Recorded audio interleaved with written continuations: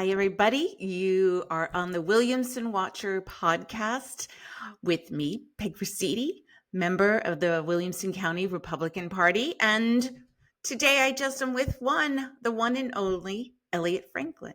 Yeah, great to be here. Hello. Great to be here. It's great. So we have lots to get to today and updates.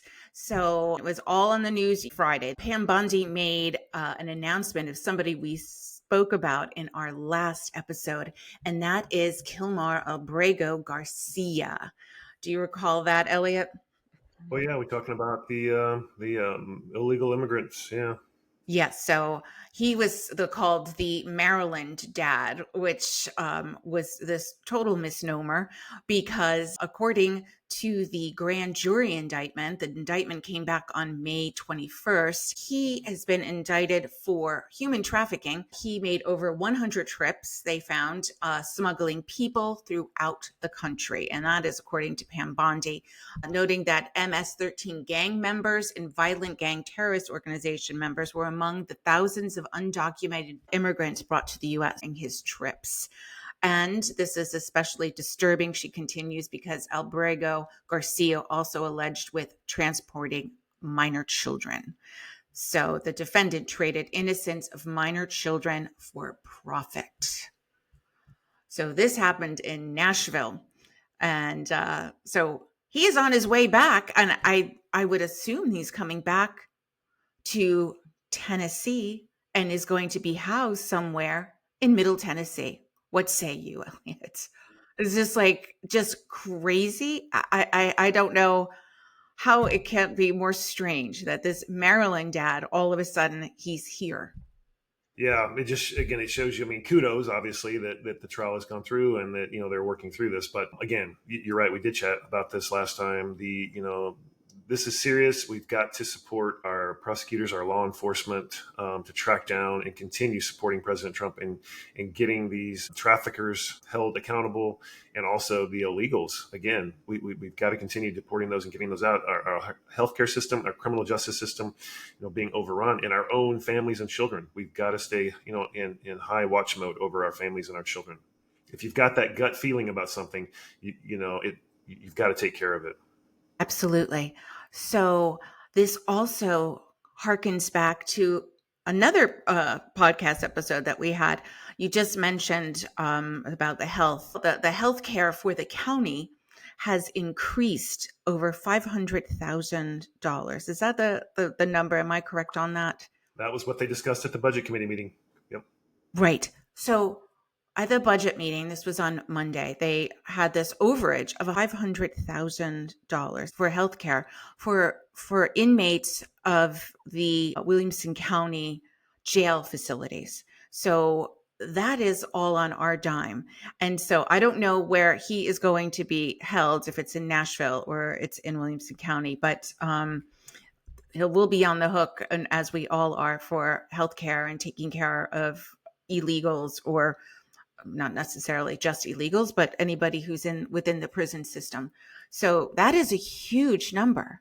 Yes, And $500,000. That's right. yeah, and so if we're expanding to the jail, that is the proposed thing. It looks like it's approved and it's going forward. And we were saying, and actually, I believe Leanne was saying that we're going to be responsible for the healthcare. And now look what happens. We are. And if we increase the number of people that we are holding, perhaps even from other counties, we are on the hook for that, the citizens of Williamson County. So that was two surprise updates that just happened this past week. Yeah, yeah. And that's why we encourage folks, again, there's obviously a lot going on. People usually have full-time day jobs, but we definitely encourage folks to get involved, to dig in, to attend as many of these county and city meetings as you can, so that you can dive into the facts yourself and don't take them secondhand from anyone else that might be out there, but that you can dig in and look at the facts, look at the budget, ask the questions, see if you can get answers, do freedom of information requests, to try to actually find out the information of where are our taxpayer dollars going. Yeah. Absolutely. So speaking of the budget meeting, I am just going to put up for everybody to take a look at this really surprising item that happened at the meeting on Monday. A surprise person came to just have a public comment, and that person was Sheriff Jeff Hughes. And I am going to share, it's about a 4-minute public comment, and then we'll have reactions. And I think it's really important topic for everybody to see. Here you go. The next person is Sheriff Jeff Hughes. Hi, Jeff Hughes, Sheriff Williamson County. Good evening, Madam Chair, committee members, and commissioners. I come before you tonight representing the 350 men and women of the Williamson County Sheriff's Office, and also the citizens of Williamson County who elected me to lead this esteemed agency and to safeguard their safety and well-being. Just as people move to this county for our top-ranked schools, I'm convinced they are also moving here because of the safety and security we provide. Our consistently low crime rates aren't a coincidence. They are the direct result of dedicated and professional public safety workforce countywide. Premier public safety doesn't happen by chance, but it comes with a cost. It requires highly trained employees supported with the right tools, equipment, and technology. Like me, I know each of you and the mayor want what's best for our community. But how can the Williamson County Sheriff's Office expect to recruit and retain quality employees when our compensation is significantly lower than neighboring law enforcement agencies around us? As I've recently shared with you, Brentwood, Franklin, Nolensville, Murfreesboro are addressing significant pay proposals, recognizing that public safety must be prioritized. Meanwhile, we've spent months awaiting a study that once released will likely be outdated come July 1st. We've invested time and money on a salary comparison that targets a percentile that still doesn't make us competitive. Is it reasonable to think that a quality candidate would choose our sheriff's office over a neighboring agency who pays significantly more? And what does it cost us financially and institutionally when tenured employees who are well trained and experienced leave us for another agency so they can better support their families? During my campaign, issues related to staffing shortages, morale concerns, and pay compression plagued the sheriff's office. In my first year, we've made significant progress addressing staffing, having filled 60 vacant positions, but compensation remains the core issue. The funding that was allocated for addressing compensation does not allow for real movement on compression, and we're stuck in a cycle of playing catch-up with starting pay while we still lag behind. I know every department wants pay raises, and I support fair compensation for all employees, but public safety is different. That's not just my opinion. It's already recognized in our pay structure. We have a separate pay scale for sheriff's office personnel. That's for a reason. The job is unlike any other.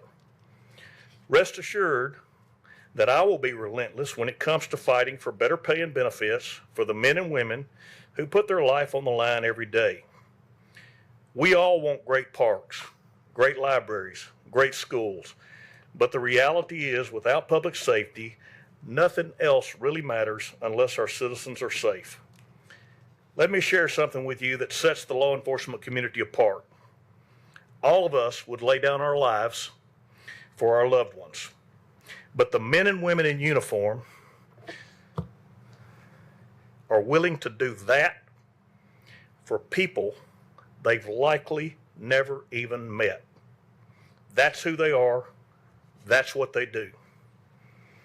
I respect each of you for your public service. I know politics is hard, and it's getting harder. But leadership is about setting priorities, and public safety should be at the top of that list. In closing, I respectfully ask each of you to support competitive pay for our deputies, not because they've asked for it, but because they've earned it.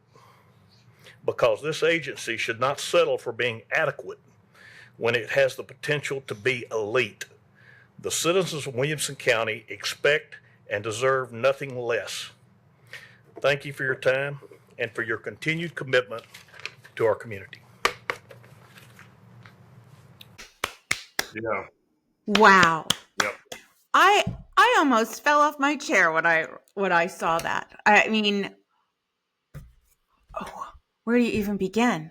So I mean, again, just for context, again, for that was so that meeting, just the county commission has committees that they form out, and those are all selected. When you're elected a county commissioner, you fill out a form that says here's the top, 1, 2, or 3 committees you want to be a part of, but ultimately the county mayor gets to decide who's on the committees.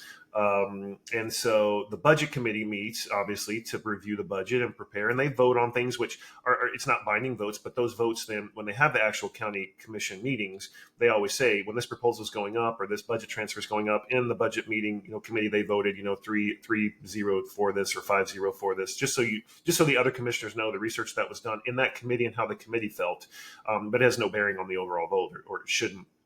So that budget committee meeting, which thanks to Commissioner Chris Richards, those used to not be televised. Those used to not be recorded. None of the committee meetings were, and so he's fighting for transparency to get those out there, so that if you can't make them, if you actually do have an 8 to 5 job and you can't make these committee, you can at least watch them. That meeting was only 16 minutes long. You think about, and 4 of those was the speech we just heard.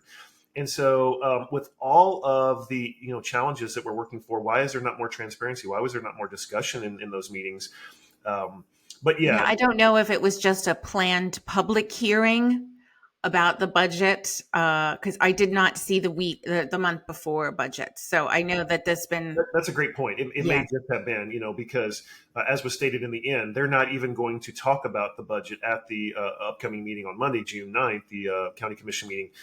We were informed that the next meeting that they'll be talking about the budget is June 20th. June 20th, correct. Yeah. So it's very interesting how they play these games with that. But yeah, kudos to Sheriff Hughes. He's right. You talk about entry-level deputies and entry-level teachers and different things, and kind of, we do tout Williamson County for the schools and such. Why aren't we able to pay more? And they're like, well, you just got to raise taxes. No, you don't. No, you don't. You look at, I had the privilege of serving on a city council back in Texas. And each year when we did the budgeting, we did this zero-based budgeting. We said, we're starting with zero. Literally, we don't want the spreadsheet from last year. We don't want to see what you paid last year. We want to start with zero and look at every department and what do you actually need to survive? Like, what are the bare minimums? And then what are the nice to haves? And let's look at the prioritizations. And let's look at our just like you would your balance, hopefully your checkbook at your house. What is our income, and what can we spend? I don't want to harp on it, but the $3 million castle purchase that was made back in 2022 for as a park. Yes, we have some phenomenal parks. The 13 or 14 million a year we spend just supporting the maintenance and operations of Williamson Medical Center. Why does the county need to own a hospital? I don't understand that. $200 million renovation project for it, and it goes on, and a $300 million jail. It goes on, and we've got to do a better job of looking at our budget from a zero-based standpoint to see what do we really need. There's a lot of duplication from county offices to school offices. Can some of those not be consolidated? We have a single department that handles payroll. Some of those things that can be looked at across the county. To save money, you've got to work smart. I completely agree, and this brings back again to one of our earlier episodes, like the crazy amount of growth and the need for all this infrastructure. We have all of this growth, and then with more people becomes more schools, and that's the big budget items as well. And nobody wants to look at that and how. There's all these other towns and cities, the metro areas, like Franklin is paying more for their police officers, yet they're the ones who are annexing and growing and growing and growing, and they seem to have the money. But Williamson County, it seems like that is having a struggle to even pay the sheriffs a competitive salary, which is awful. And then you really have a hard time keeping people, the experienced people who are like, well, okay, I have to make more money for my family. Of course. Yeah. That is just human nature. You might love your job, but sometimes the financial element, and we wouldn't want to have anybody make those hard decisions. And we did it for the teachers. And now I think it's really well past due. Yeah, and I'll make a quick comment on that. I think I don't know if it was said in that meeting. I know I've been here since 2018, and I've attended a lot of these commission meetings and different budget sessions. And I know it was said at some point, and I think it might have been specific to when we were looking at teacher raises a couple of years ago, and the fact that the county, at least as it was stated, the county mayor may have an unwritten policy. I couldn't find it anywhere online that when you give a certain department a raise, all county employees must receive that same percent raise at a minimum, and that's just not accurate. There is a Tennessee law, TCA, that speaks to certain officer positions in the county. They do have to receive similar increases, but that doesn't go down to the deputy level. So there's no reason why we couldn't give these deputies the raises that they need. Now, something I think, Peg, that we were chatting about earlier was what folks have to also remember, that we have like $100 million a year that we're just paying in interest, right, on our debt. And so, Well, I think it increased 109 million. I think the budget and the debt is almost to a billion, a well, billion and a our half. debt, we're almost at 1 point. Yeah, we were at 1.2. I don't know where we're at now, but just the interest on paying that every year is around $100 million on our debt. So again, why are we borrowing all this money if we've got all these businesses coming in? Why aren't we getting the taxes from that? Why aren't we getting the taxes from the developers when they're coming in to develop? Somebody needs to, we've got some folks that are looking at it, but look at the detailed line by line budget. What are these slush funds that these different departments have that need to be eliminated? Again, we need Elon to come here and eliminate a lot of the waste in Williamson County. Well, don't bring up Elon. I Oh, oh, mean, he yeah, this is true.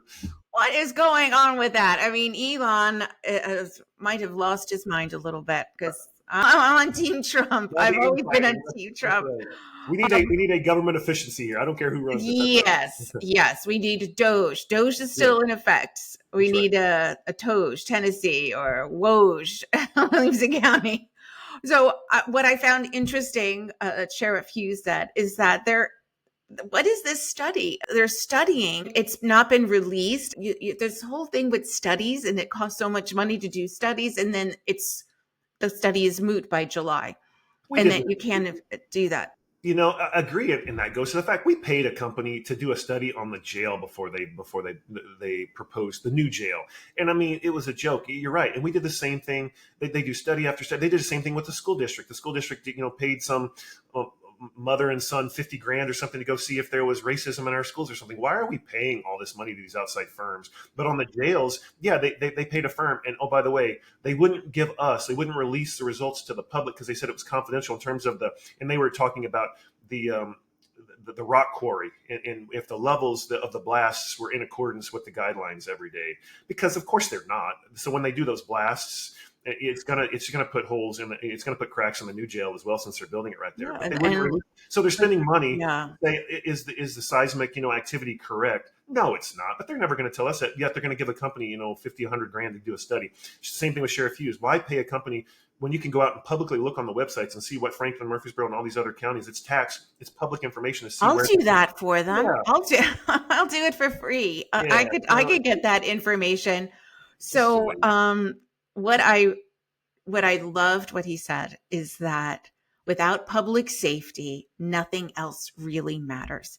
And how he talked about, I guess I never really thought about it that way. And yeah, libraries and parks are lovely, but it is the core. And the sheriff department is the service that I would use because I'm in unincorporated, so I don't have Franklin police, and they are really stretched. I mean, there might be just a few sheriffs patrolling, so they have to cover the entire unincorporated.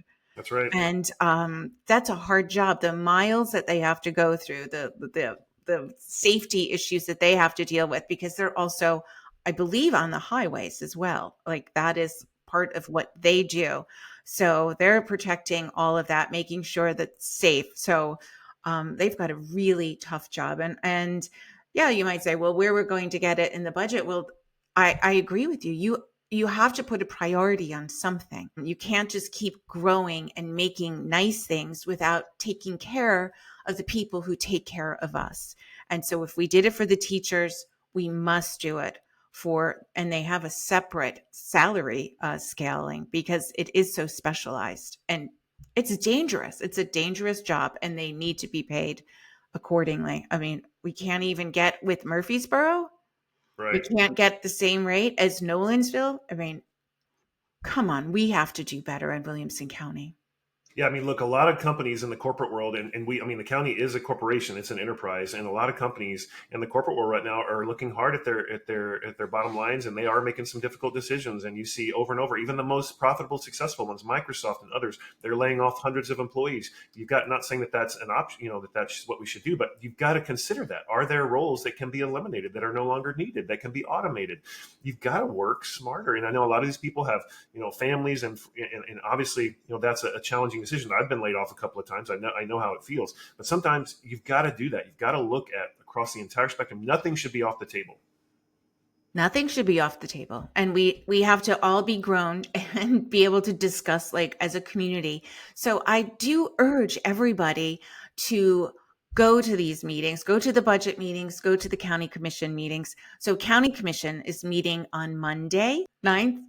Okay. So there'll be a county commission meeting at the administrative complex. So I urge you to go to that. We urge you. And we urge you to just get involved with your government, get involved with the Republican Party. We are welcoming. We'd love to see you. We're having some events coming up in the month of June. Take a look at our website, williamsongop.org. We have a calendar of events. Just check us out. And I think that's going to wrap it up for today. Thanks so much, Elliott. All right. Have a great week, everyone.